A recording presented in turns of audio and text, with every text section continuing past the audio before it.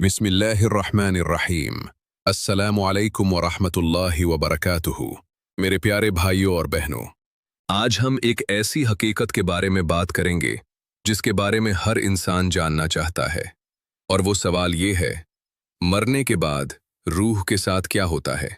ये एक ऐसी हकीकत है जिससे हर इंसान को एक दिन गुजरना है।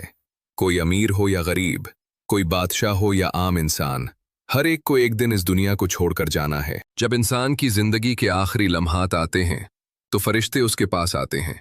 अगर वो इंसान नेक और ईमान वाला हो तो उसके पास रहमत के फरिश्ते आते हैं। उनके चेहरे रोशन होते हैं और वो जन्नत की खुशबू साथ लाते हैं। फिर वो फरिश्ते कहते हैं, ए पाक रूह, अपने रब की मग़फ़िरत और उसकी रज़ा की तरफ निकल आओ। फिर मोमिन की रूह बहुत आसानी के साथ निकल जाती है, जैसे पानी का कतरा मुश्क से निकल जाता है। इसके बाद फरिश्ते उस रूह को आसमानों की तरफ ले जाते हैं। हर आसमान के फरिश्ते उस रूह का इस्तकबाल करते हैं और पूछते हैं, ये पाक रूह किसकी है। फरिश्ते जवाब देते हैं, ये फलां बन फलां की रूह है। फिर अल्लाह ताला हुक्म देता है, मेरे बंदे का नाम इल्लीन में लिख दो। लेकिन अगर इंसान गुनाहों में जिंदगी गुजारता रहा हो और अल्लाह को भूल गया हो तो उसकी मौत का वक्त बहुत सख्त होता है। उसके पास अजाब के फरिश्ते आते हैं। उनके चेहरे सख्त होते हैं और वो जहन्नम की बदबू लेकर आते हैं। फिर वो कहते हैं, ए नापाक रूह, अल्लाह के गज़ब की तरफ निकल आओ। फिर उसकी रूह बहुत सख्ती के साथ निकाली जाती है।